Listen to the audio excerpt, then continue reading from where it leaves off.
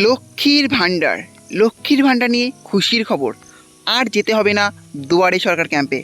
এখন আপনি বাড়িতে বসেই মোবাইলের মাধ্যমে লক্ষ্মীর ভাণ্ডারে আবেদন করতে পারবেন। হ্যাঁ, চলুন আজকের ভিডিওর মাধ্যমে দেখে নিয়ে যে লক্ষ্মীর ভাণ্ডার প্রকল্পে অনলাইনে কীভাবে আবেদন করবেন। হ্যাঁ, লক্ষ্মীর ভাণ্ডারে বিরাট খুশি চলে এলো। আর যেতে হবে না দুয়ারে সরকার ক্যাম্পে। এখন যদি আপনি মনে করেন যে বাড়িতে বসে মোবাইলের মাধ্যমে আবেদন করবেন, তাহলে মোবাইলের মাধ্যমে আপনি আবেদন করতে পারবেন। অনলাইন আবেদন শুরু হলো। এটি কিন্তু একটি বিরাট বড় আপডেট, তার সাথে একটি বিরাট বড় খুশির খবর যে মোবাইলের মাধ্যমে অনলাইনে আপনি লক্ষ্মীর ভাণ্ডারে আবেদন করতে পারবেন। হ্যাঁ, এবার চলুন দেখে নিয়ে যে কীভাবে লক্ষ্মীর ভাণ্ডার প্রকল্পে অনলাইনে মোবাইলের মাধ্যমে স্টেপ বাই স্টেপ আবেদন করবেন।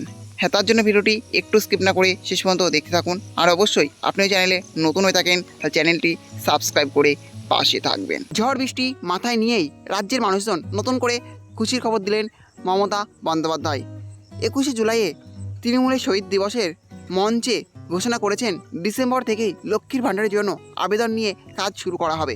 এরই সঙ্গে বছরের শেষ থেকেই বাংলার বাড়ি বিধবা ভাতারও আবেদন জমা নেওয়া হবে। রাজ্যের মানুষের জন্য মমতা সরকারের কাজ।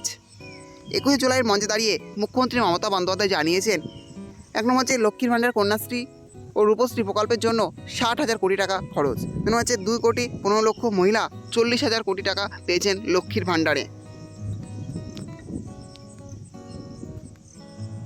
3 নম্বর হচ্ছে প্রায় 29 লক্ষ মানুষ মানবিক ভাতা বার্ধক্য ভাতা পেয়েছেন। 4 নম্বর স্বাস্থ্যসাথীতে বিনামূল্যে চিকিৎসার জন্য 10,000 কোটি টাকা দেওয়া হয়েছে। 5 নম্বর সরকারি হাসপাতালেও প্রচুর সাহায্য করা হয়। লক্ষ্মীর ভাণ্ডার নিয়ে যা যা বলেছেন মমতা, মুখ্যমন্ত্রীর কথায় লক্ষ্মীর ভাণ্ডার যেমন চলছে তেমনই চলবে। সাধারণ শ্রেণীর মানুষ পাবেন 1000 টাকা, সংখ্যালঘু শ্রেণীর মানুষ পাবেন 1200 টাকায়। আগের নিয়মেই 25 থেকে 60 বছর বয়সী মহিলাদের এই টাকা দেওয়া হবে।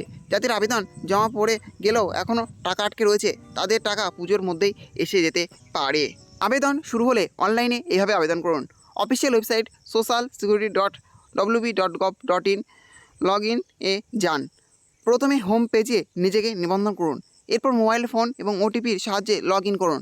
লগ-ইন করার পরে লক্ষ্মীর ভাণ্ডার স্কিমের আবেদনপত্র খুলবে।